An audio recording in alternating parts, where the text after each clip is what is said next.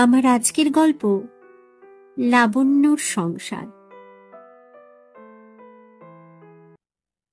পাত্রপক্ষ আজ দেখতে আসছে লাবণ্যকে। উচ্চ মাধ্যমিক পরীক্ষা দেওয়ার পর থেকেই শুরু হয়েছে দেখাশোনা। লাবণ্যর বাবা চায় মেয়ের বিয়ে দিয়ে মাথা থেকে বোঝা নামাতে। গ্রামের দিকে এখনো অনেক বাবা মা আছেন যারা মেয়েদের পড়াশোনা অপেক্ষা বিয়ের কথাটাই আগে ভাবেন। লাবণ্যর ইচ্ছে ছিল আরো অনেক দূর পড়াশোনা করার, চাকরি করার, কিন্তু গরিব ঘরের মেয়েদের এসব না ভাবলেও চলে। এসব তাদের কাছে স্বপ্ন। লাবণ্য অবশ্য পড়তে চেয়েছিল, কিন্তু লাবণ্যর মা বলেছিল, পড়ে কি হবে? তোর বাবা তো আর কোটিপতি নয় যে তোকে পড়াবে। এমনি চলে না ঠিকঠাক। চাষবাসের অবস্থা তো দেখছিস, 5টা পেট, তার উপর তোর ভাই বোনের পড়াশোনা আছে। ভেবে দেখেছিস চলবে কিভাবে আমাদের? এরপর লাবণ্যর পড়াশোনা করাটা বিলাসিতা ছাড়া আর কিছু নয়। ইচ্ছে থাকলেও উপায় নেই।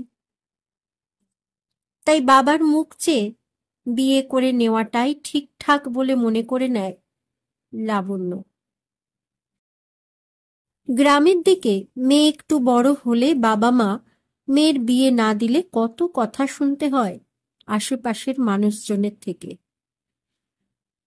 তবে লাবণ্য সেই কবে থেকে বিয়ের সম্বন্ধ আসছে।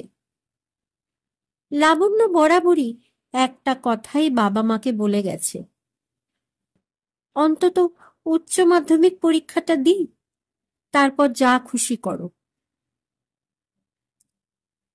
উচ্চ মাধ্যমিক পরীক্ষা দিতে না দিতেই দেখাশোনা শুরু হয়ে গেল। ভবিষ্যতের সব স্বপ্নকে বিসর্জন দিয়েই বিয়ের পিঁড়িতে বসতেই হবে তাকে। লাবণ্য সুন্দরী, পাত্রপক্ষ দেখতে আসলে লাবণ্যকে অপছন্দ হবে না। তবে আজ যে পাত্রপক্ষ আসছে, লাবণ্যকে ছবিতে দেখে পছন্দ হয়েছে বলেই পাত্র নিজে আসছে। যদিও এর আগে পাত্রের বাবা একবার দেখে গেছে। পাত্র ব্যবসায়ী, অবস্থা ভালো, একমাত্র ছেলে। পাত্রের পছন্দ হয়ে গেলে খুব তাড়াতাড়ি বিয়েটা হয়ে যাবে। দাবি দেওয়া কিছু নেই পাত্রপক্ষের। এমন অবস্থাপন্ন ঘর, তার উপর কোনো দেনা পাওনা নেই, এমন পাত্র হাতছাড়া করা যায় কি? গরিব বাবাদের কাছে এর থেকে ভালো আর কি হতে পারে? মেয়ের ইচ্ছা অনিচ্ছার মূল্য তখন না দেখলেও চলে। যাই হোক, যথাসময়ে পাত্র আসে। লাবণ্যকে দেখে পছন্দ হয় পাত্রের। তারপর পাত্র বলে, আমি আলাদা করে একটু কথা বলতে চাই আপনার মেয়ের সাথে। কোনো প্রবলেম নেই তো? লাবণ্যর বাবা বলেন, না না, অসুবিধার কি আছে? আমার মেয়ে কিন্তু বাড়ির সমস্ত কাজকর্মই পারে, সেদিক থেকে তোমাদের চিন্তা নেই। সে ঠিক আছে, তবুও আমার কিছু কথা আছে। হ্যাঁ বাবা, তোমরা আজকালকার ছেলে মেয়ে, কথা তো বলবেই। তারপর পাত্র নিজে লাবণ্যর সাথে আলাদা করে কথা বলে। প্রথমে নিজের পরিচয় দিয়ে বলে, আমি সমুদ্র, দু একটা কথা জিজ্ঞাসা করার আছে। লাবণ্য স্মিত স্বরে বলে, হ্যাঁ বলুন। পড়াশোনা ছেড়ে দিলেন কেন?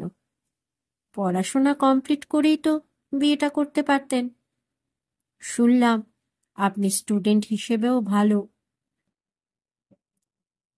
ইচ্ছে ছিল আরো পড়ার, ইংরেজি আমার প্রিয় বিষয়, ইংরেজি নিয়ে অনার্স করব। কিন্তু বাবা চায় আমার বিয়েটাই হোক। আমিও দেখলাম বাবার অমতে গিয়ে লাভ কিছু হবে না, তাই আর কি। এত তাড়াতাড়ি বিয়ে করার ইচ্ছে যখন নেই, তখন বিয়েটা করছেনই বা কেন? আমি চাই আপনি পড়াশোনা কমপ্লিট করে নিজের কেরিয়ার তৈরি করুন আগে, বিয়েটা পরেও হবে। না না, সেটা সম্ভব নয়। বাবা জানতে পারলে কষ্ট পাবে। আমি বাবার বিরুদ্ধে যাব না। আমি যদি বিয়ে না করি, তাহলে তো বিয়েটা এমনিতেই হবে না।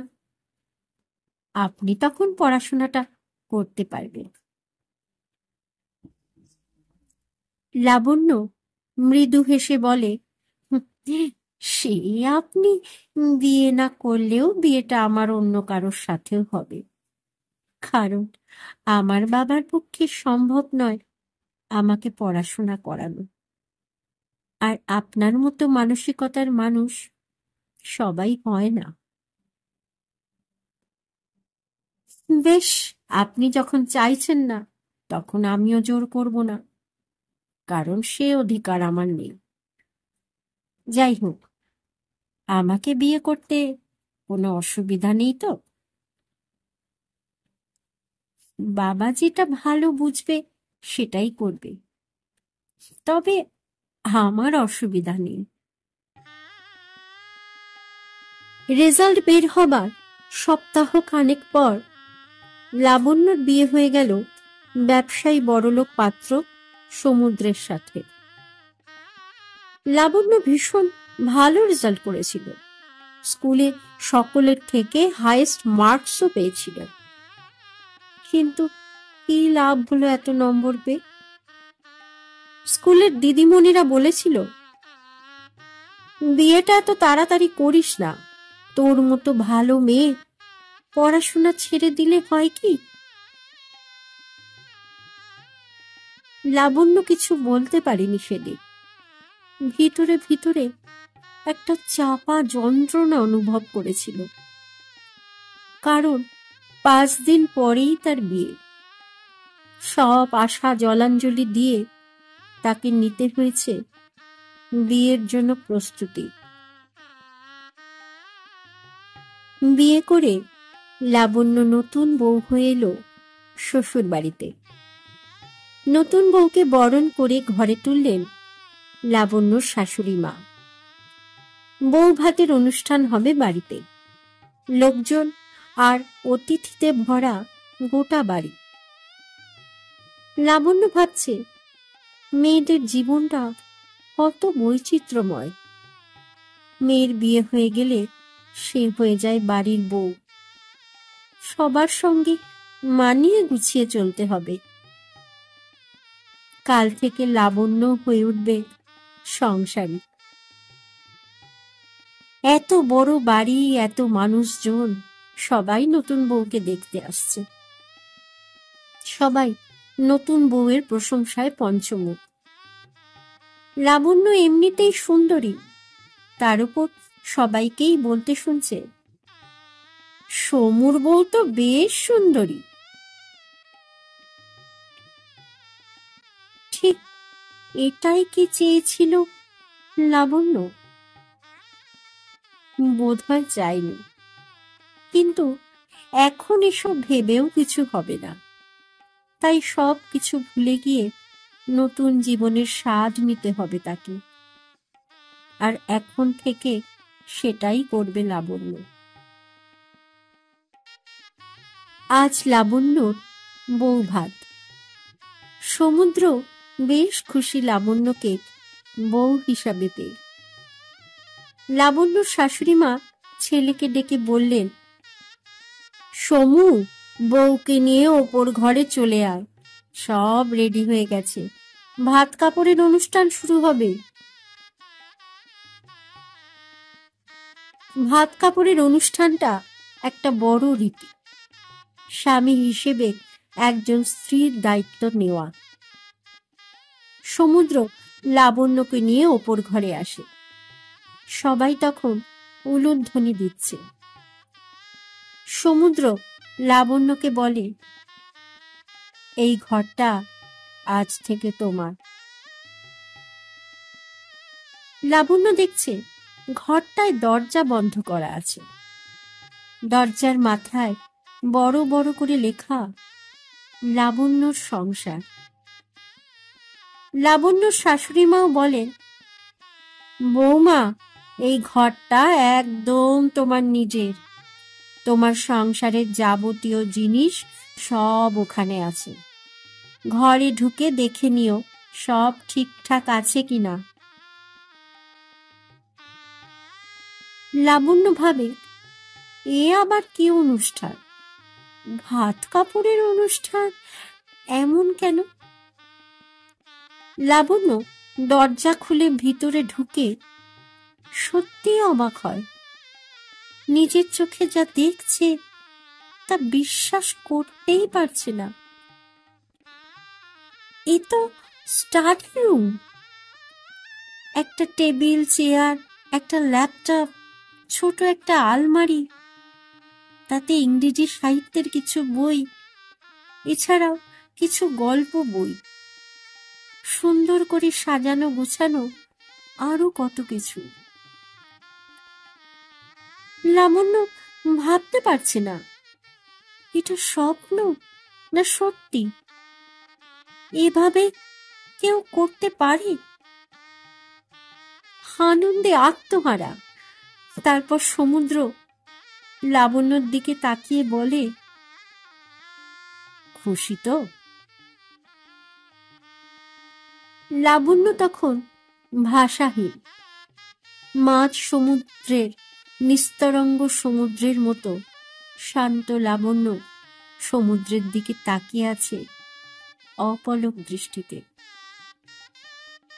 সমুদ্র লাবণ্যর হাতটা ধরে বলে, মনে আছে তোমাকে দেখতে গিয়ে পড়াশোনার জন্য বারবার বলেছিলাম? তুমি সেদিন না বলেছিলে। আমি জোর করতে পারিনি। সেদিন কোনো অধিকার আমার ছিল না। আজ শুধু অধিকার নয়, তার সাথে আছে আমার দায়িত্ব। ভাত কাপড়ের দায়িত্ব কি সত্যিই নিতে হয়? মনে হয় নিতে হয় না। একজন স্বামী হিসাবে স্ত্রীর স্বপ্ন পূরণের নাম দায়িত্ব। বিয়ে তো 7 জন্মের বন্ধন লাবণ্য। তাই তোমার ইচ্ছে পূরণ যে করতেই হবে। লাবণ্যের দু চোখে তখন আনন্দের জল। লাবণ্য ভাবতেই পারেনি এমন ভাবে কেউ ভাবতে পারে। শাশুড়ি মা লাবণ্যকে কাছে ডেকে নিয়ে বলেন, বৌমা, এ বাড়িও তোমার নিজের, আর এই ঘরটা তোমার একান্ত আপন। আমাদের ব্যবসায়ী পরিবার হতে পারে, আমরা শিক্ষার মূল্য বুঝি। আমার শাশুড়ি মা সেই সময়কার সায়েন্স গ্র্যাজুয়েট। আমিও ফিলোসফিতে মাস্টার্স করেছি। আর আমিও চাইব তুমিও উচ্চ শিক্ষায় শিক্ষিত হও। তখন হয়তো আমি চাকরি করিনি, তবে দিনকাল পাল্টেছে। তুমি চাকরি করলে অসুবিধা নেই। আমি যখন আমার ছেলের মুখে শুনলাম তুমি পড়াশোনা করতে চাও বা তোমার ইচ্ছে আছে, তখন আমি বলেছিলাম বিয়ের পর আমাদের বাড়িতেই ও পড়াশোনা করবে। বিয়ের কথাবার্তা মিটে যাবার পর তোমাকেও জানাতে বলেছিলাম। সমু বলল, মা, ওটা সারপ্রাইজ থাক, ওই দায়িত্বটা আমার উপর ছেড়ে দাও। আমাদের বাড়িতে পা রেখেই জানতে পারবে সবটুকু, তার আগে নয়। তোমার এই স্টাডি রুম সমু তো নিজের মতো করে সাজিয়েছে। বিয়ের অনুষ্ঠান মিটে গেলে তুমি তোমার লাবণ্যের সংসারে মনোনিবেশ করো। আর একটা কথা, সমুর ওপর তুমি ভরসা রেখো, তোমার কোনো অসুবিধাই হবে না। লাবণ্যের দুগাল বেয়ে তখন চোখের জল গড়িয়ে পড়ছে। এ যে আনন্দের বন্যা। শাশুড়ি মাকে জড়িয়ে ধরে লাবণ্য বলে, আমি ভীষণ আনন্দিত মা। বিয়ের পর তো মেয়েদের সংসার হয়, এমন সংসারের কথা আমি কল্পনাও করিনি। আমরা মেয়েরা যখন একটা বাড়িতে হেরে যাই, তখন আরো একটা আমাদের বাড়ি থাকে যেখানে এসে আমরা মেয়েরা জিততে পারি। যখন দুটো বাড়ি থেকেই সহযোগিতা করা হয় না, তখন আমরা হেরেই যাই।